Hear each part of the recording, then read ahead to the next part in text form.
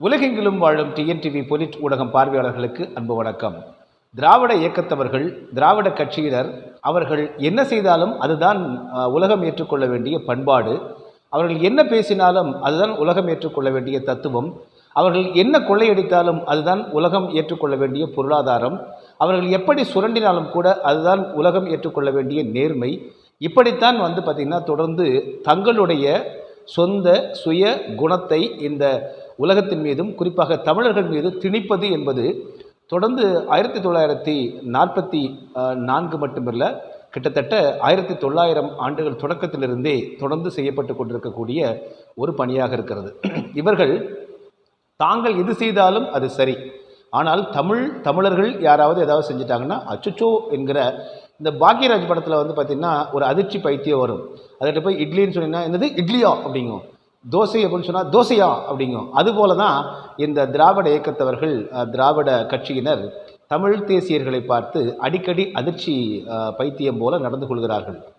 இதற்கு இன்னொரு புரியும்படியாக சொல்லணும்னா இவர்களை கருப்பு சங்கிகள் அப்படின்னே சொல்லலாம். இப்போ காவி சங்கிகள் அப்படின்னு சொல்லிட்டு சங்க பரிவாரத்தைச் சேர்ந்த அன்பர்களை ஏன் நம்ம விமர்சனம் பண்ணுறோம் அப்படின்னா, அவர்கள் பழமைவாதிகளாக இருக்கிறார்கள் என்கிற காரணத்தினாலும், பழமைவாதம் என்கிற பெயரில் மானுடத்திற்கு எதிரான சில பண்பாடுகளை சில பழக்க வழக்கங்களை மக்களிடம் திணிக்கிறார்கள், எதிர்பார்க்கிறார்கள். குறிப்பாக நீங்கள் பார்த்தீங்கன்னா பெண்களுடைய உடை, அதை பிறரை ஒரு ஆபாசமாக தூண்டாத உடையாக இல்லாமல் சாதாரண உடையாக இருந்தாலும் இப்படித்தான் உடை அணிய வேண்டும், இப்படித்தான் அமர வேண்டும், இப்படித்தான் பொதுவாக பேச வேண்டும் என்பது போன்ற கட்டுப்பாடுகள். அதே போல் ஆண் பெண்களுக்கு கட்டுப்பாடுகள், சாதிய அடிப்படையில் கட்டுப்பாடுகள், மத அடிப்படையில் கட்டுப்பாடுகள் என்கிற பல கட்டுப்பாடுகளை இந்த கண்டிஷனிங் என்று ஆங்கிலத்தில் சொல்லுவாங்க. இதையெல்லாம் அவர்கள் செய்கின்ற காரணத்தினாலும் அதற்கு எதிராக யாராவது செஞ்சால் முரட்டுத்தனமாக அவர்களை தாக்குவது அல்லது பேசுவது என்கிற இது போன்ற குணங்களைத்தான், அதைத்தான் நாம் காவி சங்கீத்தனம் என்று சொல்லி அதை விமர்சிக்கிறோம். அப்படி செய்யாதீங்க. சாதி மதம் இனம் என்பதெல்லாம் நம் கடந்து யாதும் ஊரே யாவரும் கேளீர் என்பது தான் தமிழருடைய அறம் அப்படின்னு சொல்கிறோம். இதற்கிடையில் பார்த்திங்கன்னா ஒரு புறம் இந்த ஆரிய தாக்கத்தினால், வட வேத வைதீகர்களுடைய தாக்கத்தினால் ஏற்பட்ட இந்த காவி சங்கீத்தனம் ஒரு பக்கம் இருக்குது. இன்னொரு புறம் பார்த்திங்கன்னா இந்த திராவிட தெலுங்கர்களால் ஏற்படுத்தப்பட்டிருக்கக்கூடிய கருப்பு சங்கீத்தனம். இந்த ரெண்டு கிட்டையுமே சிக்கிக்கிட்டு தான் தமிழர்கள் படாதபாடு படுறோம். தமிழர்களுக்கென்று தங்களுக்கென்று அறம் உண்டு, தங்களுக்கென்று அரசியல் ஒன்று, தமிழருக்கென்று தனித்த குணமும் உண்டு அப்படிங்கிறது உலகறிந்த ஒன்று. ஆனால் இவர்கள் தமிழர்களுக்கே பாடம் எடுப்பாங்க. தமிழர்கள் பார்த்து நீங்கள் இப்படி செய்தால் அது சரியல்ல என்பார்கள். ஆனால் தாங்கள் எப்படி வேண்டுமானாலும் வாழலாம் என்பதை போல இருப்பார்கள். எடுத்துக்காட்டாக இந்த கள்ளக்காதல் என்கிற சொல் தமிழில் இருக்கக்கூடிய ஒரு சொல்லாக இருக்கிறது. இதற்கு திராவிட பள்ளியினுடைய பேராசானாக இருக்கக்கூடிய, ஆசிரியராக இருக்கக்கூடிய சுபவி என்ன விளக்கம் கொடுத்தாரு?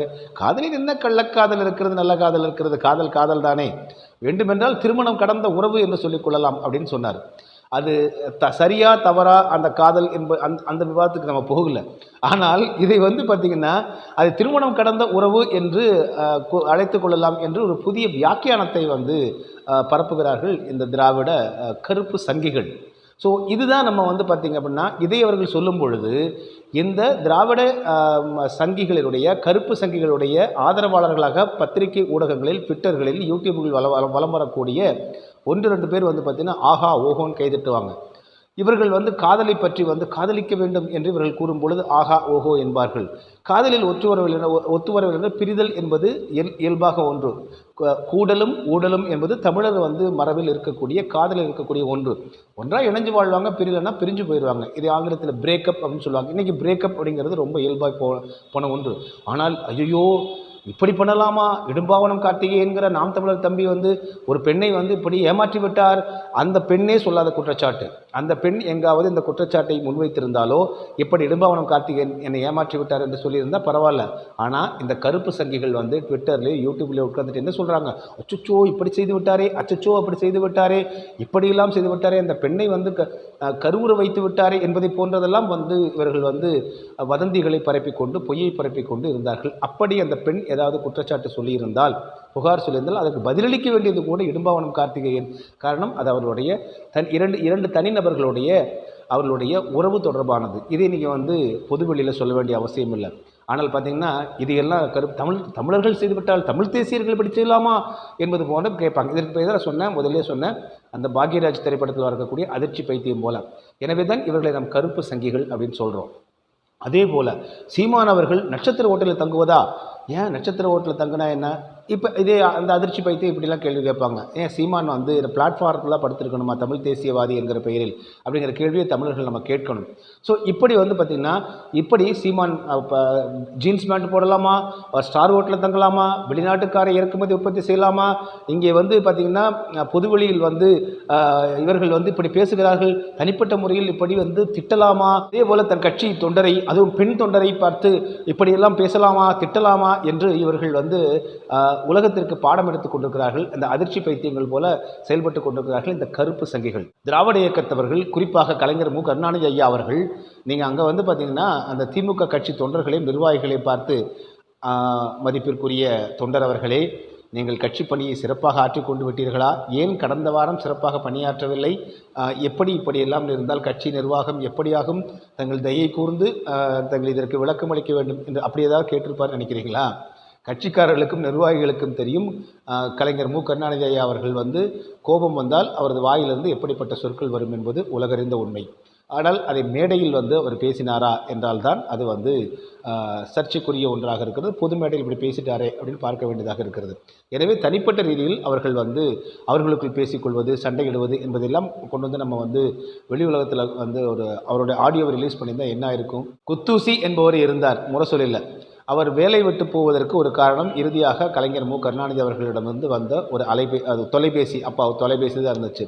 அதில் அவர் என்ன ஒரு சொல்லை கூறினார் என்பதற்காக அதை காதில் வாங்கி கொண்டு ரிசீவரை கீழே வைத்து விட்டு சென்றவர் தான் குத்தூசி அவர்கள். எனவே நீங்கள் அவர் என்ன பேசியிருப்பார் அப்படிங்கிறதெல்லாம் அந்த திமுக வட்டாரத்தில் நெருங்கியவர்களுக்கு தெரிந்திருக்கும். எனவே கட்சியில் வந்து அவர்களுக்குள் ஒரு தொண்டரையோ நிர்வாகியோ அவர்கள் பேசிக்கிறாங்க, சண்டையிட்டுக் கொள்கிறார்கள் என்றாலும் கூட அது அவர்களுடைய பிரைவசி, தனிமை. பொது மேடையில் நாம் தமிழர் கட்சியினுடைய தம்பி தங்கைகளும் சீமானும் எப்படி நடந்து கொள்கிறார்? இப்போது நம்ம எப்படி சொல்லுவோம், அவன் எப்படிப்பட்டவனாக இருந்தாலும் சரி, எங்கிட்ட பழகும் போது சரியாக பழகிறான், இதுதான் பப்ளிக் பேசக்கூடியதாக இருக்கும். ஆக பொதுமக்களுக்கு என்ன தேவை? மேடையிலும் களத்திலும் நாம் தமிழர் கட்சியினுடைய தம்பி தங்கைகள், நாம் தமிழர் கட்சியினுடைய தலைமை ஒருங்கிணைப்பாளர் எப்படி செயல்படுகிறார், எப்படி பேசுகிறார் என்பதுதான் முக்கியமே தவிர தனிப்பட்ட முறையில் 4 சுவற்றுக்குள் அவர்கள் பேசிக்கொள்வதும், அலைபேசியில் அவர்களுக்குள் பேசிக்கொள்வதும், நண்பர்களுக்குள் பேசிக்கொள்வதும், கணவன் மனைவிக்குள் பேசிக்கொள்வதும், அப்பா அம்மாவுக்கு பேசிக்கொள்வதும், கட்சி தொண்டரும் அதனுடைய நிர்வாகிகளும் பேசிக்கொள்வதும், இவற்றையெல்லாம் நீங்கள் வந்து பார்த்தீங்கன்னா அப்படியே வந்து வெளியில் கொண்டு வந்து இவர்கள் வைத்து, பார்த்தீர்களா வெளியில் அப்படி பேசுகிறாரு, உள்ளே இப்படி பேசுகிறாரு என்று நகைச்சுவையாக சிறுபிள்ளைத்தனமான விளையாட்டுகளை செய்து கொண்டிருக்கிறார்கள் இந்த கருப்பு சங்கிகள். இவர்கள் தான் வந்து பார்த்திங்கன்னா காவி சங்கிகளைப் போல நாம் தமிழர் கட்சியுடைய குறிப்பாக தமிழ் தேசியர்களுக்கு கட்டுப்பாடுகளை விதிக்கிறாங்க, கண்டிஷனிங் பண்ணுறாங்க.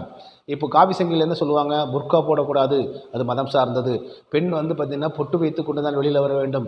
அப்புறம் வந்து புடவையை வந்து உடலுடைய பாகங்கள் தெரியாதவாறு உடை அணிந்திருக்க வேண்டும் என்பது போன்ற கட்டுப்பாடுகளை விதிக்கிறாங்க. பார்த்திங்களா? அதே மாதிரி தான் இந்த கருப்பு சங்கிகள் தமிழ் தேசியவாதிகளுக்கு மட்டும் கட்டுப்பாடுகளை விதிக்கிறார்கள். அது இப்படி வெளிநாட்டுக்காரை நீங்கள் பயன்படுத்தலாமா? அப்புறம் நீங்கள் வந்து வெளிநாட்டு மதுபான வகைகள் எல்லாம் அவர்கள் குடிக்கிறார்களே, இது தவறு இல்லையா அப்படின்னா, நீங்கள் கூட தான் வந்து குறிப்பாக திராவிட கட்சியை சேர்ந்த, குறிப்பாக திமுக கட்சியை சேர்ந்தவங்க என்ன சொன்னாங்க? நாங்கள் வந்தால் முற்றிலுமாக டாஸ்மாகை இழுத்து மூடுவோம் அப்படின்லாம் ப்ராமிஸ் பண்ணினாங்க.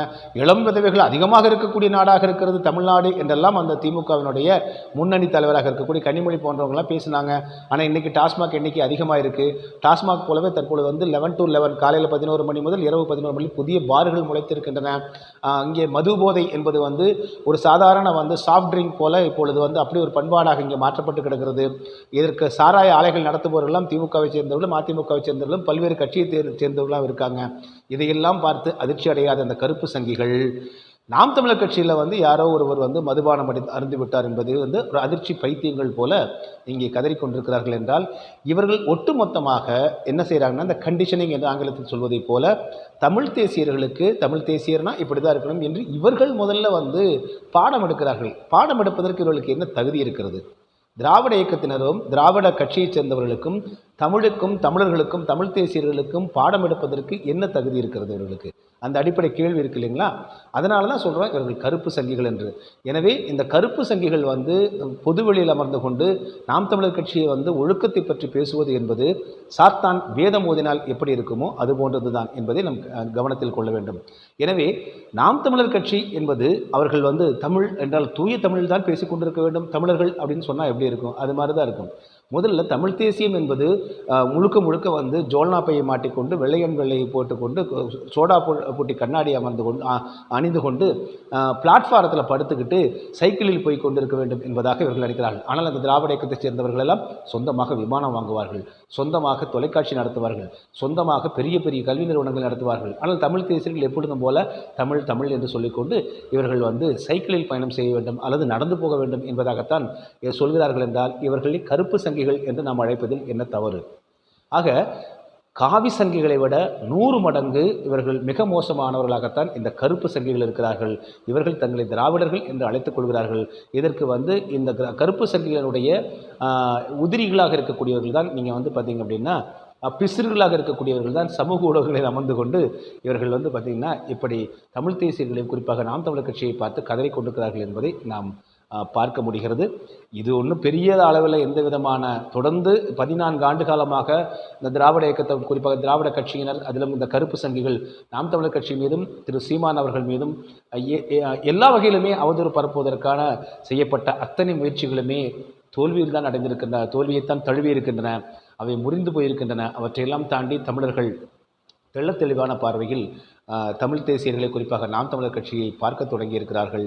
எனவே இந்த சலசலப்புகளுக்கெல்லாம் அஞ்சுகிறவர்களாக நாம் தமிழர் கட்சி குறிப்பாக தமிழ் தேசியர்கள் இருக்க மாட்டார்கள் என்பதுதான் உண்மை. மீண்டும் மற்றொரு காணொளியில் உங்களை சந்திக்கிறேன். அதுவரை நன்றி, அன்பு, வணக்கம். டிஎன்டிவி தமிழ் ஊடகம், தனித்துவமான தமிழ் ஊடகம்.